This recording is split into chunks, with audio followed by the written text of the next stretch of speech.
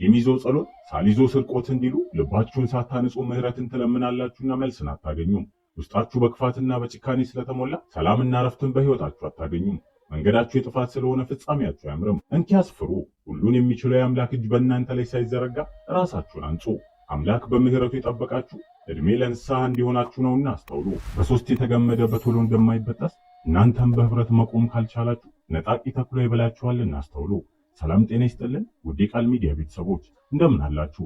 በዛሬው መርሃ ግብራችን አንድነት ጎሏችኋልና በክርስትናችሁ ፈተና በዝቷል ሲሉ የዋልድባ መናንያን አበው የላኩትን መልእክት ይዘን ስለቀረብን በጥሞና እንድትከታተሉን እየጋበዝን ለቻናላችን አዲስ ከሆናችሁ ላይክ፣ ሼር፣ ሰብስክራይብ በማድረግ አዳዲስና ወቅታዊ መረጃዎች እንዲደርሱ የደውል ምልክቷን በመጫን ቤተሰብ ይሁኑ።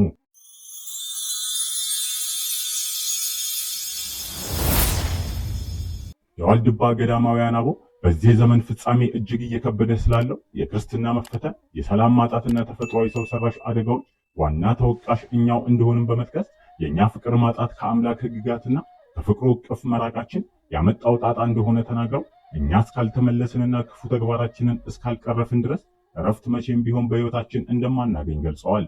አሁን ላይ አብሮነትን እንደ ጎጂ ልማድ ማየትና ለብቻ መሆንን የዘመናዊነት ምልክት ማድረጋችን ጥቅም እንዳለው በስጋ አይነ ተመልክተን እያሰብን ሲሆን ጠላት ዲያብሎስ በዚህ ከንቱ አስተሳሰባችን በኩል ወደ ሕይወታችን በመግባት መንፈሳዊነታችንን እያደከመውና በክርስትናችን ላይ ፈተና እያበዛም ይገኛል። በቅዱስ ቃሉ ወንድሞች በህብረት ቢሆኑ መልካም ነው ተብሎ የተጻፈልን ከእንዲህ አይነት ፈተና እንድንጠበቅ ነው። አንዱ ቢደክም አንዱ እያበረታ በክርስቶስ ወደ ተዘጋጀልን ዘላለማዊ ርስት መግባት እንችል ዘንድ ሕይወታችንን ስናስብ ሌሎችን ክርስቲያን ወንድምና እህቶቻችንን ማሰብ ይገባናል።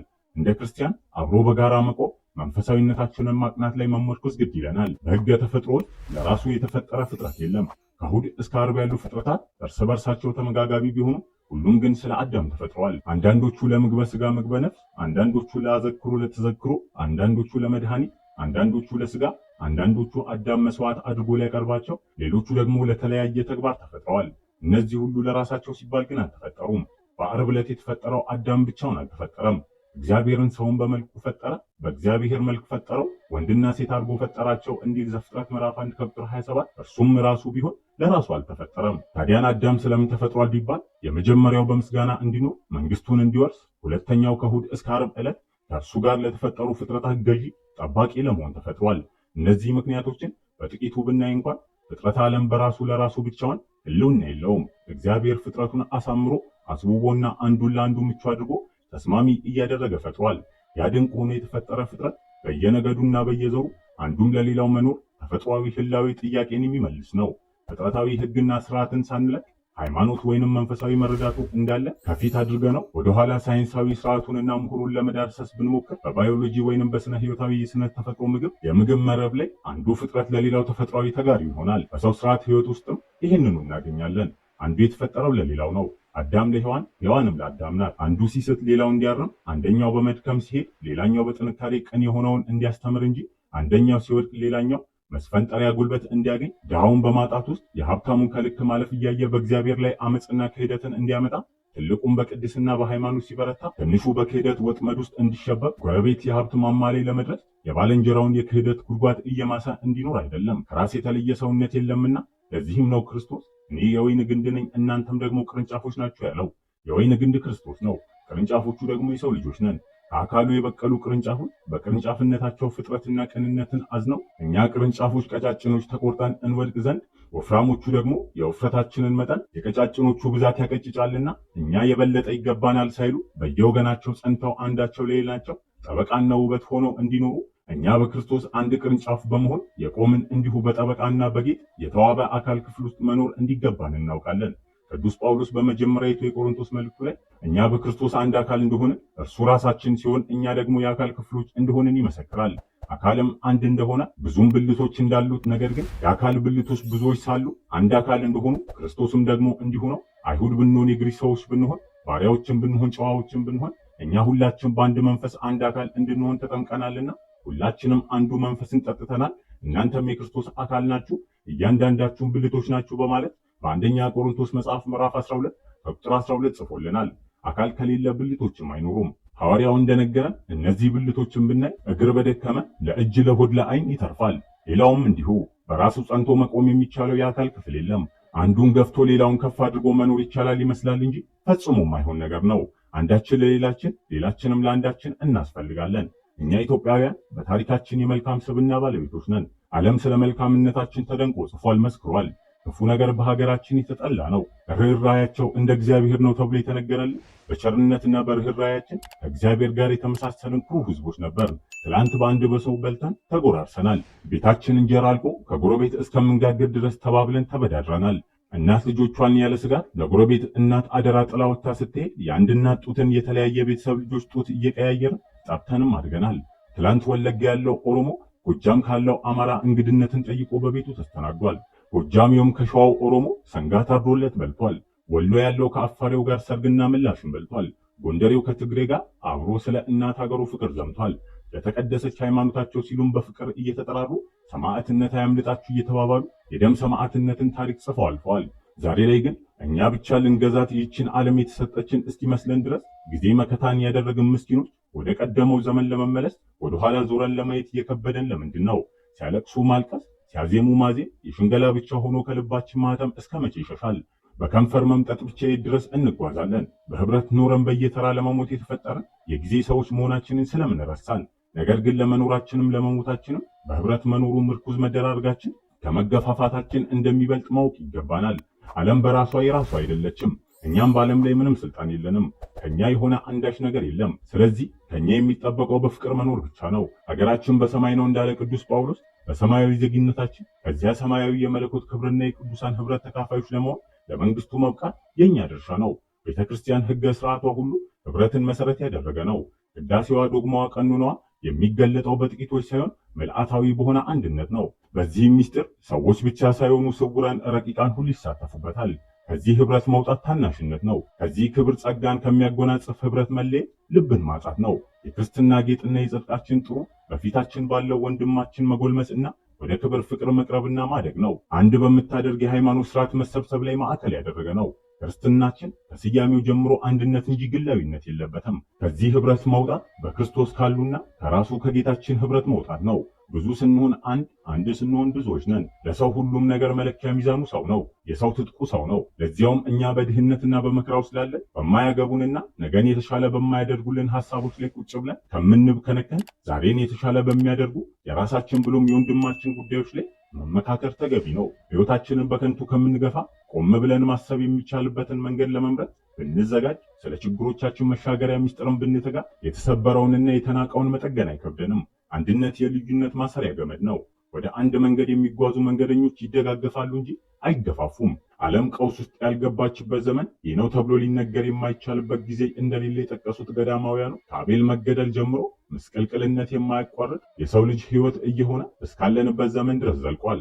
ካብ ለካብ መተያየት፣ የመገፍታተሪያ ጉድጓድ መማስ፣ ከላይ ወደ ታች መጎተሻ ገመድን መፍተል ዘመናትን ያሳለፉ ደዌዎቻችን ናቸው ያሉት ገዳማውያኑ አባቶቻችን በእኔ በልጣለውና ለእኔ ይገባኛል በሽታ መለከፍ የጀመርነው ገና ከዘፍጥረት ነው። እነዚህ እኩይ ተግባራት ማህበራዊ ቀውስ ውስጥ እንድንስፋፋ፣ መገፋፋት በደም ስራችን እንዲከተብ ምክንያት ሆነውናልን ብለዋል። ታዲያን እነዚህን ክፉ ተግባራት እስካልተውን ድረስ በህይወታችንም ሆነ በምድራችን ሰላም እንደማይኖር ገልጸዋል። በህይወታችን ካሉ እነዚህ ክፉ ሐሳቦች ዋነኞቹና ቀዳሚዎቹን ብንመለከት የመጀመሪያው ራስ ወዳድነት ነው።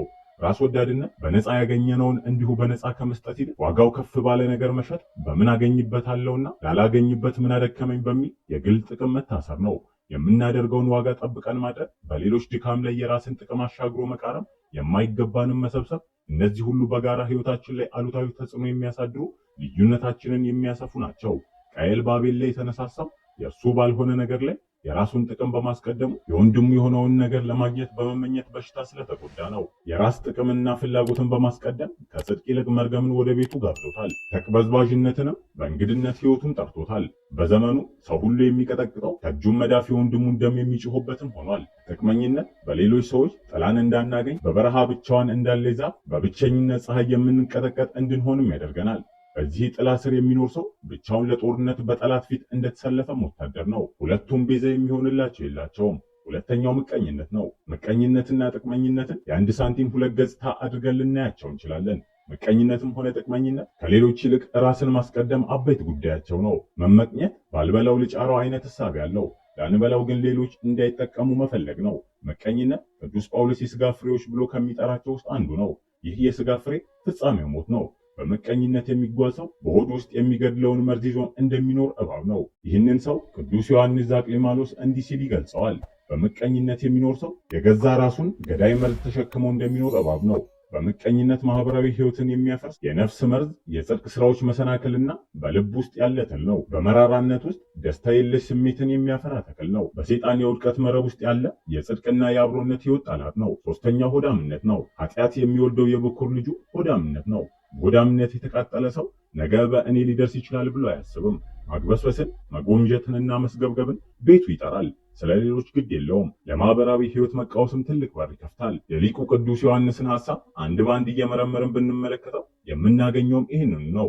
ሆድን ስለመሙላት ፈንታ እንጂ ስለ ሌሎች ደህንነት የምናስብበት፣ የሌሎችን ጾም ማደር የምናስታውስበት በቂ ጊዜን አይሰጠንም። የማጣት ጣዕምንም እያመላለሱ በመሰቃየት መኖርን መምረጥ እንጂ የሌላውን ጉድለት ለመሙላት በመዳፋችን ውስጥ ያለውን የእኛን እርዳታና ሽርፍራፊ ሳንቲም የዳቦ ፍርፋሪ የሚያስፈልጋቸውን ሰዎች እንዳንረዳ እድል አይሰጠንም። ሆዳምነት አንዱ የኃጢአት መልክ፣ የኃጢአት ሁሉ ስር ነው። አራተኛው ተንኮለኝነት ሲሆን የሌላውን ውድቀት አሻግሮ በራስ ሐሳብ ውስጥ ማቀድና በሴራ ውስጥ መረብ ዘርግቶ ሌሎች እንዲወድቁ መጣት ሌላውን የማህበራዊ ሕይወታችን መቃወስ መንስኤ ነው።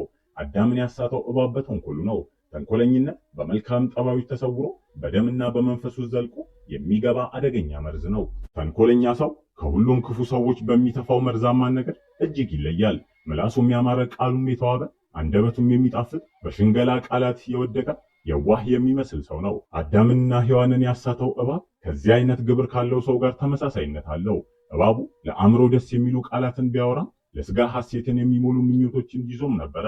ባመጣውም ተንኮል አለመተማመንን፣ መለያየትን ሰበከ። አዲስና እንግዳ ጠባይንም አስተዋወቀ። ኃጢአትም የባህሪ ሆኗ ዘልቃ ወደ ሰው ባህሪ እንድትገባ መንገድን ጠራጊ ሆነ። በእርግጥ ባመጣው የተንኮል ሥራ ቀድሞ የጠፋው ራሱ ቢሆንም በኋላ ላይ ግን በሰዎች መካከል፣ በሰውና በሰማያውያን መካከል፣ በሰውና በእግዚአብሔር መካከል፣ በሰውና በፍጥረታት መካከል የነበረችን አንድነት አፍርሷል። መርገምን በሰውና በራሱ ላይ እንዲመጣ ምክንያትም ሆኗል። በተንኮል የወደቀ ሰው ስለሌላው መውደቅ እንጂ ስለራሱ ቀድሞ መረገም አያስተውልም። ኋላ ላይ ግን ለራሱ ሞትን ይጋብዛል፣ ለማህበሩም መለያየትን ይዘራል። የተንኮለኝነት ፍሬ ይሄ ነው። በሁሉም ዘንድ ሞትንና መለያየትን ያመጣል። ታዲያን እኛ ምን እናድርግ? እንዴትስ ከእነዚህ ነገሮች እንጠበቅ ያለን እንደሆነ ያለ ዘውገኝነት፣ ያለ ወገንተኝነት፣ ያለ ሃይማኖታዊ ልዩነት ከሁሉ ጋር በሰላምና በፍቅር በመኖር ሌሎችን በፍቅራችን መዓዛ በመሳብ ወደ ክርስቶስ ፍቅር እንድንደርስ መሽቀዳደም ነው ያለብን። በልባችን የሚፈሰውን የፍቅርና የሰውነት መዓዛ ሌሎች እንዲማረኩ እንዲያደርጋቸው የምንችለውን ቅድስና እንልበስ። በመንፈሳዊ ባህር ውስጥ እንስመጥ። እንዲሁም ጽድቅን ወዳጅ ማድረግም ያስፈልገናል። ይህንን ለማድረግ ደግሞ ልዩነትን ካመጡ ነገሮች በመሸሽ ራስን ማንጻት ይገባል። በትህትናና በቅንነት ስለ አንድነትና ስለ ጽድቅ የወገናችንን እንባ መጥረግ፣ ለሌላው መብትና ዘብ መቆም፣ በፍቅር ወንበር ተቀምጦ የቀናች የሆነችን ፍርድ በመፍረድ የባከነ ልዩነታችንን ነፍስ ልንዘራበት እንችላለን።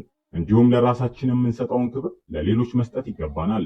ማዶ ጋራ ተሻግሮ ባለው ሰው ሐዘን አብሮ ማዘን የፈረሰውን ድልድይ ይጠግነዋል። በክርስቶስ የተከፈለልን ውድ ዋጋ እንዘንጋ። በመስቀል እርቃኑን የሆነው አምላክ የተጣላነውን አስታርቆን፣ የተለያየነውን አንድ አድርጎ፣ የተበታተነውን ሰብስቦ ለሰማያዊ መንግስት አጭቶናል። ስለዚህም ያንን የሕይወታችንን ወደብ አሻግረን እንመልከት። ከጥልቁ ባህር እንውጣ። ከነዓንን ምድር ያለውን ሰማያዊ ምግብና መጠጥ ለመብላትና ለመጠጣት እርስ በርስ እንደጋገፍ። ኦርቶዶክሳዊት ቤተክርስቲያን ብቻ የሚባል ነጠላ ትርጉም ያለው የሕይወት ፍልስፍናና የመዳን ጉዞ የለም። ለመዳን የሚለማመዱትን እድገትና የጽድቅ መንገድ ፍለጋ ማሳረጊያውና ምልዓታዊ የሚያደርገው መጠቅለያው አንድነት ነው። ቤተክርስቲያናችን በሥርዓተ አምልኮዋ ሁሉ በአካል ለይታ የምታውቀው የአካል ክፍል የላትም። የሁሉም ነገር ማሰሪያና መጠቅለያ ገመዱ አንድነት ነው። ለዚህም መነሻውና አርያችን ራሱ ጌታችንና መድኃኒታችን ኢየሱስ ክርስቶስ ነው። በመዋዕለ ሥጋዌውን ባስተማረበት ወቅት በስሙ መሰብሰብ፣ መጸለይ፣ መኖር፣ መስራት፣ በስሙ በመተባበር አንድ ሐሳብን አንድ ልብን በመሆን እንድንኖር በጋራ ወደ አንዲት መንግሥተ ሰማያት እንድንቀርብ ያስተማረን ሲሆን በወንጌል ክፍሉ ላይም ደግሞም እላችኋለሁ ከእናንተ ሁለቱ በምድር በማንኛውም በሚለምኑት ነገር ሁሉ ቢስማሙ በሰማያት ካለው ከአባቴ ዘንድ ይደረግላችኋል። ሁለት ወይንም ሶስት በስሜ በሚሰበሰቡበት በዚያ በመካከላቸው እኔ እሆናለሁ ብሎናል። የእርሱን መንገድ የተከተሉ ቅዱሳን ሐዋርያቱም ቢሆኑ በአንድነት ሐሳብ በአንድ ልብ ሆነው በአንዲት ቤተክርስቲያን ተሰብስበው ሲኖሩ በአንድ ሐሳብ የሚያጸናን መንፈስ እንደተቀበሉ በመጽሐፍ ተጽፎ እናገኛለን።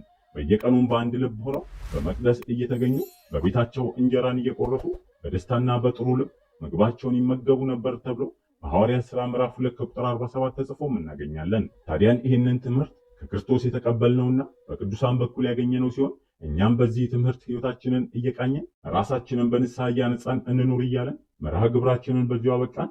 አምላካችን እግዚአብሔር ለሀገራችንና ለቤተ ክርስቲያናችን ሰላም አንድነትን ይስጥ። ወስብሐት ለእግዚአብሔር ወለወላዲቱ ድንግል ወለመስቀሉ ክቡር። ይቆየን። ቃል ሚዲያ